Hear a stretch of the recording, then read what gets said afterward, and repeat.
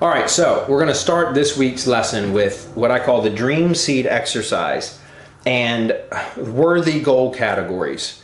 And what I mean by what are worthy goal categories? Well, we all have goals that we want to set in our life, or at least we should, right? And so it can range, our goals can range from a number of things. Typically, when I think of goals, I initially always think about professional and financial goals. That's just the nature of me. And I assume probably a lot of you are because, again, most of my audience is entrepreneurs. And so business and professional and financial type goals are probably what's on the forefront or the top of mind for entrepreneurs. That's what makes us entrepreneurs, right? So, but there are also many other categories that are worthy goal categories, as I've got listed up here. And so I've got a list of them here. These aren't in necessarily any order of priority, although I think number one and number two really should be. Let me take that back, actually. They kind of are listed in priority, and at least in somewhat of it's a loose priority, but I think this could be rearranged slightly, there's no doubt. And obviously you can work on whatever the hell you want to work on, right? So find the area that's lacking the most in your life and start there, really. But I'm just going to walk down these and we're going to talk about each one of them very briefly. We're going to expand on each one. So worthy goal categories. Number one is develop a positive self-esteem. Listen, guys, this whole series is about developing positive self-esteem because our actions and our reality really is a product of our self-esteem, right? We act in certain ways. We think in certain ways. We perceive in certain ways based upon our self-image, our self-esteem, what we believe ourselves to be. And a lot of the times we have erroneous beliefs. We've accumulated false beliefs from criticisms, from past failures, from embarrassment, from all different kinds of negative emotions and events that have happened in our life that we as humans typically focus on those. And so when we start to, over time we develop a self-image that we don't even think about. It's not like we put this image in our head of who we are and we carry that thought of our self-image around all the time. But that's what this whole series is about. It's about awakening you to that idea or that concept of keeping your self-image in the front of your mind at all times so that you can be aware of and identify when you're negative, when you're talking to yourself negatively, when you're criticizing yourself or being overly critical, when you're doing performing bad habits or repeating bad habits, those kind of things. Because if you're thinking about your self-image, if you keep that on the front of your mind at all times, or at least the majority of the time, then you will start to catch yourself in bad patterns or habits of talking negatively to yourself, thinking bad thoughts, putting yourself down, picking up everything that you've ever failed at in life and fashioning it into a club and then beating yourself to death with it, right? Beating yourself into submission, your self-conscious, your self-esteem into submission with all your past failures and all your past criticisms and all the crap that happens to us negatively. And so developing a positive self-esteem is a top priority, because if you try to think about setting a goal and achieving a goal in anything, any one of these categories, period, if you don't have true belief that you can actually achieve the goal, you'll never follow through to complete that goal. Does that make sense? Because if you don't have belief that you can achieve it and in faith in the process, then you'll never complete or follow through. You might try through sheer willpower, through brute force and brute will, try to accomplish a goal and try to change, push through or plow through any roadblocks or, procrastination, any self-doubt, any fear and anxiety that may bubble up. You might try to, ramrod right through that with pure willpower alone. But what happens is our willpower is a finite thing. We only have so much on a daily basis, and we can only use will for so long before we lose that power, we lose that ability.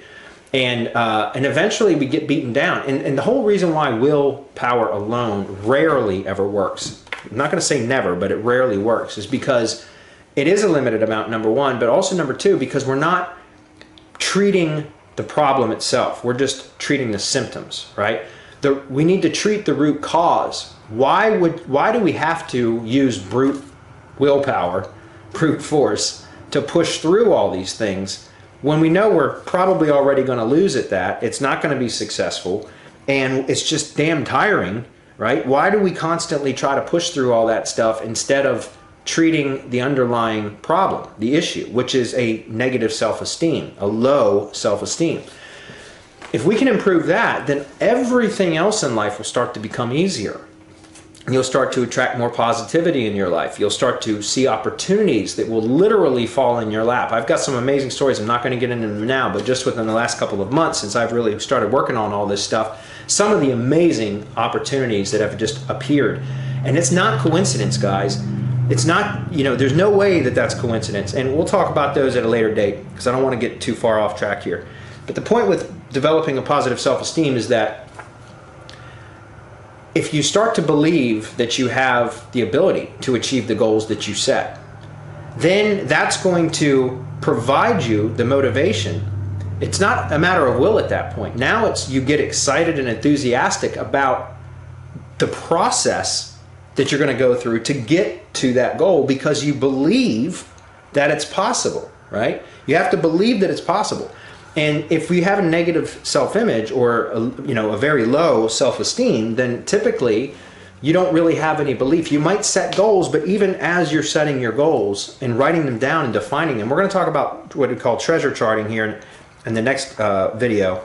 But and that's a goal board, and that uses a different method of setting goals than just written. Okay, but typically, even when we write down goals, guys, what happens? You start to write down a goal, and you start questioning whether that can even be a reality for you, right? You start, as you're writing them down, you start thinking about all the reasons why you're not going to be able to achieve that goal. And so developing a positive self-esteem is going to help you to start recalling your past successes and achievements and moments of pride, and will help you to start adding that or transferring that into the future, right? So into the goals that you're going to set for yourself. If you start to think about things that used to be difficult for you, but you did them anyways, and you got good at it because you practiced and you developed that skill, or that you developed that skill over time through repetitive action and consistency.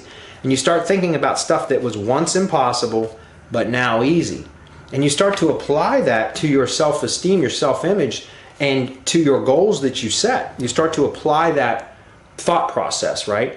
And those emotions and those feelings of pride and accomplishment and achievement and success. And that will start to give you that belief so that you can actually achieve those goals. So developing positive self-esteem, I think, is really the underlying process that we're trying to develop here is a higher self-esteem. Whereas once that has been accomplished, as you start to improve or increase your self-esteem, a lot of these other things are going to start to fall into place anyways. At least that's how it's been working for me. So number 2 is good health, wellness, and energy.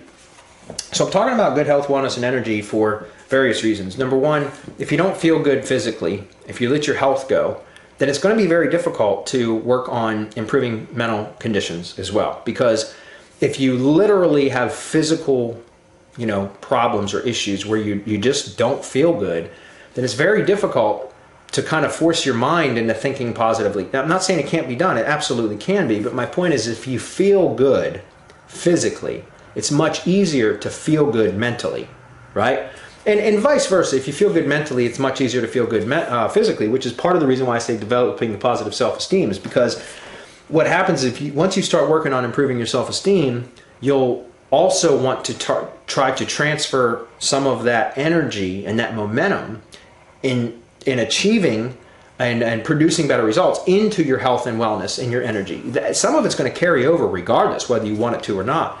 And that's what's interesting, as I mentioned this in the previous lesson that we did, their series of lessons, that you just need to focus on one goal at a time and focus with as much intensity as you can on that one goal. And what happens is, once you start gaining momentum towards that goal, a lot of that will bleed over into every other area of your life. All the other goals that you set, minor goals, daily tasks, all that will start to take on a new level of intensity and enthusiasm. Even though you're really just narrowly focused on one goal, you'll see that that kind of momentum carries over. So the same thing happens with developing positive self-esteem, will carry over into wanting to actually improve your health, your wellness, and your energy.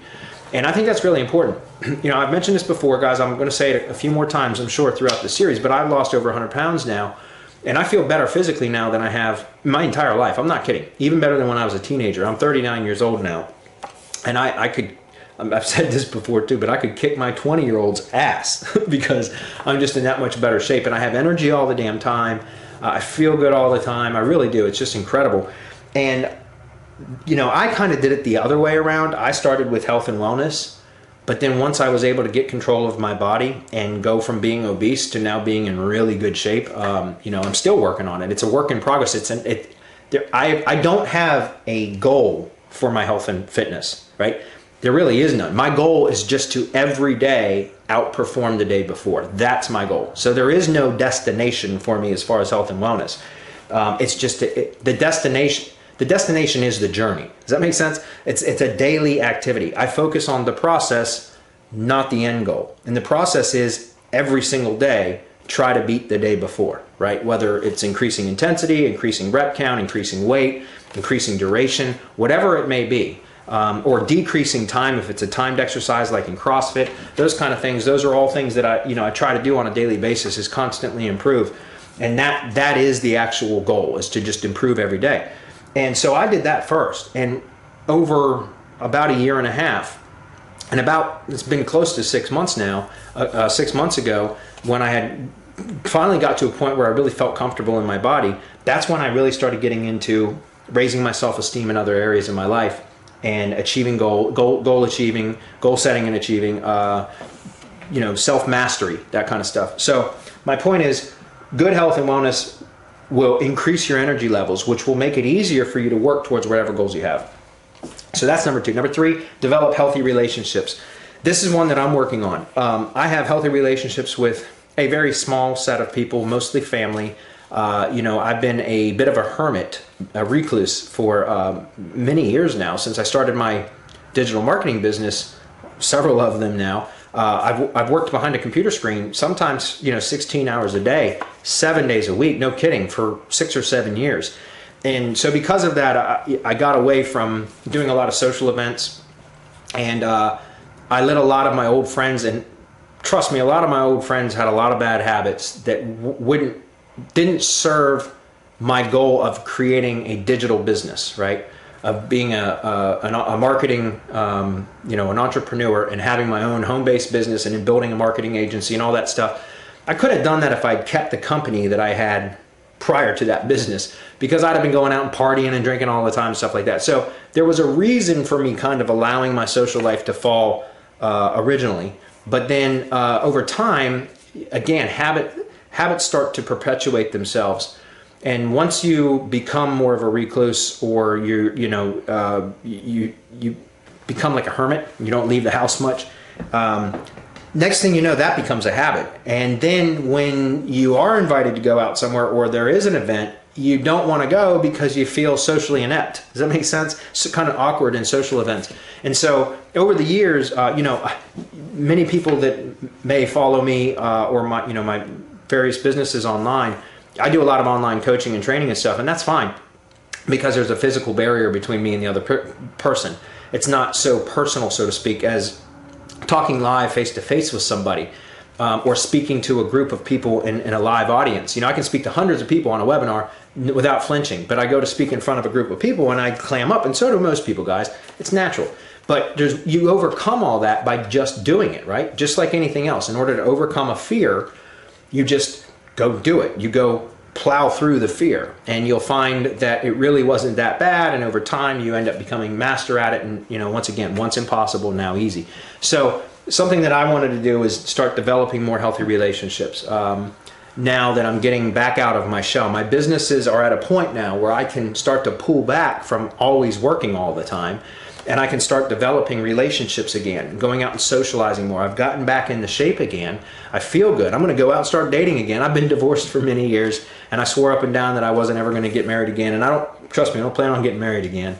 But I haven't dated in several years now. Not anything serious. I've dated a couple times, but it isn't. I've never, anytime there ever started to become a relationship, I always hit the road, man, because I didn't want to be tied down. I didn't want to go through all that crap again. But now I'm reaching a point where I want to start adding some balance back into my life, is my point. So I'm telling you that developing healthy relationships is really important. And guys, I know many of you are entrepreneurs, and many of you are probably very much like me in that you're very focused and you are willing to put the effort and the time into building your business. But you don't want to shut everybody else out of your life, okay? Because it can become quite lonely when you do that. Fortunately for me, I live in an area where I've got a lot of my family close by, so I got to constantly be with them.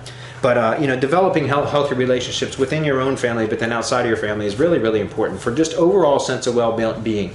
So that's really important. Number 4 is professional and financial. This is where most people start, guys. And typically when I'm doing any sort of goal planning, that's where I always start, is professional and financial. And because I'm always thinking about, I want to make more money, or I want to have this title or stature or whatever it may be.